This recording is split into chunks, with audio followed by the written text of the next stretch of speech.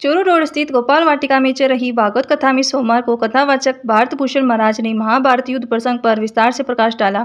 स्वर्गीय पंकज महर्षि की स्मृति में आयोजित कथा में महाराज ने कहा कि भगवान के नाम स्मरण करने से जीवन में निखार आता है। इससे हमारे सभी संकट दूर हो जाते हैं, रोगी के रोग मिट सकते हैं, पापियों के पाप नष्ट हो सकते हैं। नारद जी पिछले जन्म में विद्याहीन, बलहीन, दासीपुत्र, लेकिन साधु संतों के संग व भगवान नाम के जप के प्रभाव से वे देवर्षि नारद बन गए। श्रद्धापूर्वक भगवान का नाम गुणगान करे तो जीव ब्रह्म में हो जाता है। कलयुग में केवल भगवान के नाम का जप ही भवसागर पार कराने वाला है। उन्होंने कहा कि वृद्धावस्था सुधारनी है तो बच्चों को संस्कारित बनाएं। संस्कारित बनाने का सबसे सुलभ मार्ग भागवत कथा का श्रवण है। महाराज ने जीव हत्या पर बोलते हुए कहा कि चाहे हम मानव की हत्या करें या फिर कीट पतंगों की, पाप बराबर लगता है। हमें जीव हत्या से बचना चाहिए। भगवान ने हमें मानव जीवन इसलिए प्रदान किया है कि हमारे पापों को नष्ट कर धर्म की राह पर चले, 84 लाख योनियों की जगह मोक्ष की प्राप्ति हो सके।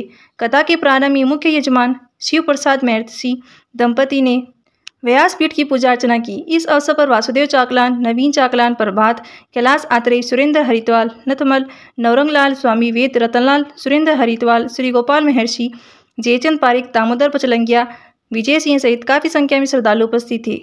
संवाददाता अरविंद महर्षि की रिपोर्ट। घर में बैठ के आप भजन तो कर सकते हैं, माला जप तो कर सकते हैं, लेकिन घर में ज्यादा देर तक ताली नहीं बजा सकते महाराज। अच्छा, ताली भी बजा ले तो नाच नहीं सकते हैं। जहां तालियां ही बजने लगी वहीं घर वाले पागल कहने लगेंगे कि जरा देखो तो इसको क्या हो गया, पागल हो गया जो घर में ही तालियां बजा रहा है।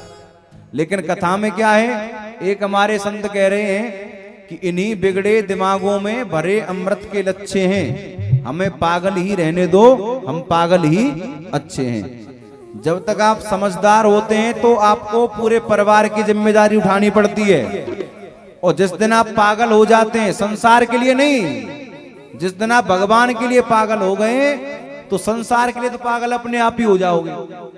जिस दिन भगवान के हो गए तो संसार के लिए पागल अपने आप ही हो जाओगे, और जब आप भगवान के लिए पागल बन जाओगे तो क्या होगा। समझदार होते हुए हमको भगवान के पास जाना पड़ता है, लेकिन जिस दिन हम पागल बन जाते हैं तो उस दिन स्वयं भगवान हमारे पीछे पीछे आने लगते हैं कि मेरा ये पागल वक्त है, ना जाने ये कब और कहां निकल जाए, इसकी तो संभाल करना आवश्यकता है, संभालिए इसे। तो ठाकुर जी के नाम में पागल बन करके रहिए।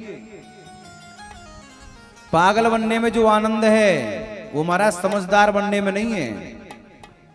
समझदारी का बोझ देखा है ना, घर में 5 लोग रहते हैं, 10 लोग रहते हैं, और यदि एक कोई घर का जिम्मेदार हो तो उसकी क्या हालत होती है।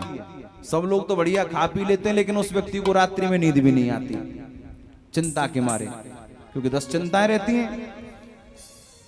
चिंता को हटाइए और चिंतन को बढ़ाइए। चिंतन बढ़ेगा तो चिंता अपने आप ही कम हो जाएगी।